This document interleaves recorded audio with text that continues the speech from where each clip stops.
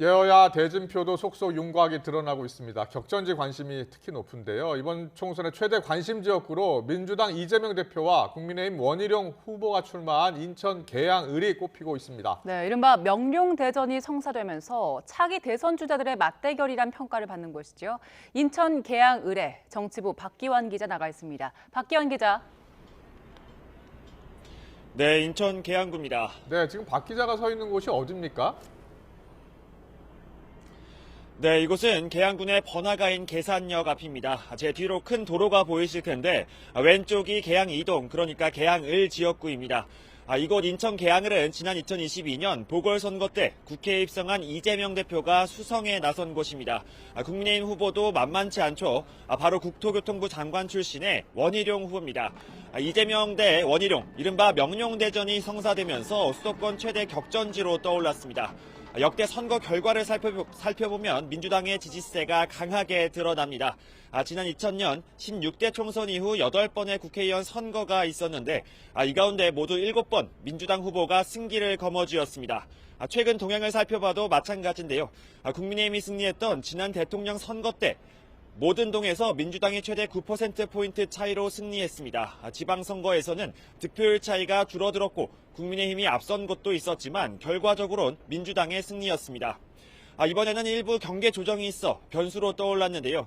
제 오른쪽으로 보이는 계양 3동도 원래 계양을에 속했지만 이번 총선부터 계양갑 지역구로 경계가 조정됐습니다.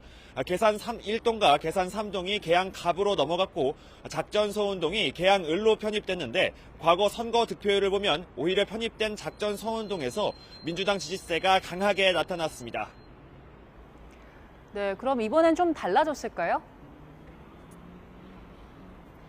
네, 말씀드렸듯이 민주당이 강세를 보이는 지역인 것은 분명합니다. 하지만 과거에 비해 접전이 펼쳐지는 것도 사실인데요. 제가 직접 만나본 주민들의 의견도 크게 엇갈렸습니다. 일부 시민들은 이재명 대표가 지역을 잘 돌보지 못했다고 지적하면서도 이 대표를 믿고 강력하게 정부를 견제해야 한다고 주장했습니다. 먼저 들어보시겠습니다. 또 상대적으로 계양구 사람들은 조금 섭섭할 수는 있죠.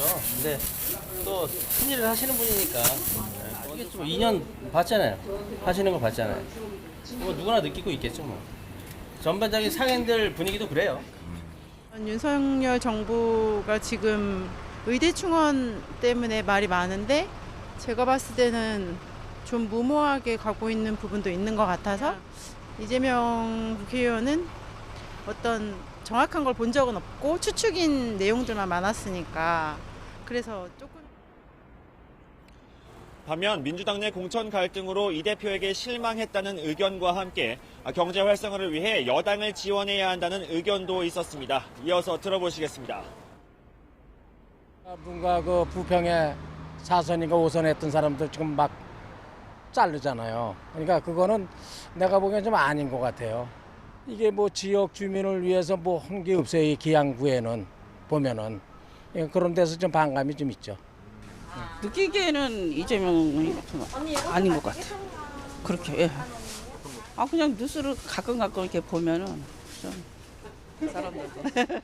어쨌든 경기만 살려주면 누구래도 저희는 좋지. 네, 그럼 계속해서 각 후보의 아직은 공약 이 내용도 대표가 좀 우세를 살펴볼까요? 점한 것으로 보이지만 원 전 장관이 빠르게 추격하는 만큼 선거 직전까지 추이를 조금 더 지켜봐야 할 것으로 보입니다. 네, 아무래도 지역에서는 각 후보의 공약 내용도 중요할 것 같은데요. 계양을에서 어떤 정책들이 나오고 있습니까? 네, 이 지역의 최대 관심사는 계양 테크노밸리의 성공과 교통망 구축 그리고 재건축 재개발입니다. 특히 서울 강서구, 부천 김포와 맞닿아 있지만 지하철의 경우 공항철도 계양역과 인천 지하철 1호선이 전부인데요. 공항철도역이 있기는 하지만 서울 강남권 접근이 어렵다는 것도 문제로 꼽힙니다. 또 3기 신도시인 계양지구가 착공되면서 추가 교통망 확충이 필요하다는 게 지역 주민들의 공통된 의견이었습니다. 기존 구도심과 주거 지역에 대한 재개발 이슈 호주도 있는데요. 김포공항, 경인 아라뱃길과 인접해 여러 규제를 받는 상황에서 노후화된 주거 지역에 대한 재건축과 재개발이 절실하다는 겁니다. 두 후보도 관련 정책을 내놨습니다. 먼저 현역인 이재명 대표는 계양 테크노밸리 개발 성공에 방점을 찍었습니다. 첨단 산업단지로 지정하고 다른 신도시와 마찬가지로 철도망을 구축해 대기업을 유치하겠다는 겁니다. 먼저 들어보시겠습니다. 계양 테크노밸리를 첨단 산업단지로 지정하고 또 계양구 일대에 철도망을 구축해서 첨단 대기업들을 유치하는 것이 우리 지역에서 가장 중요한 과제라고 생각합니다. 이 대표는 특히 당대표 역할과 지역구 관리를 병행하는 데 대해선 오히려 당대표로서 지역을 챙기는 게 더 유익한 측면이 있다며 자신감을 내비쳤습니다. 원희룡 전 장관은 노후주택 재개발, 재건축은 물론 GTX-D 노선이 멈추는 역을 추가 건설하겠다는 공약을 내걸었습니다. 특히 홍대에서 부천 대장으로 가는 지하철 노선을 작전역과 계양 테크노밸리까지 연장하겠다고 강조했습니다. 이어서 들어보시겠습니다. 우선 교통을 획기적으로 편리하게 지하철을 설치를 하고요. 다음 노후된 주거를 재개발과 재건축을 주민들이 바라는 대로 신속하게 추진하겠습니다. 원 전 장관은 이번에는 당만 보고 찍는 게 아니라 임자를 제대로 만난 거라며 이른바 험지 도전자로서 강한 의지를 표명하기도 했습니다. 네, 많은 분들이 계양을 선거 결과에 주목하는 건 대선급 주자들이기 때문일 텐데 결과에 따른 파장도 만만치 않을 것 같죠? 네, 맞습니다. 그만큼 선거일 직전까지 치열한 접전이 예상되는 건데요. 이재명 대표가 승리할 경우 22대 국회에서도 당 장악력을 굳건히 할 수 있습니다. 특히 전국 선거 결과와도 연동되는 만큼 확고한 야권의 대선 주자로 우뚝 설 것으로 전망됩니다. 문제는 패배했을 경우 예상되는 파장입니다. 사실상 진보 진영의 양지에서 민주당 대표가 승리하지 못한다는 건 정치 생명과 직결될 수 있기 때문입니다. 또 승리를 가져온다고 해도 득표율 차이가 미미할 경우 대선 행보에 흠집을 피할 수 없다는 관측도 나옵니다.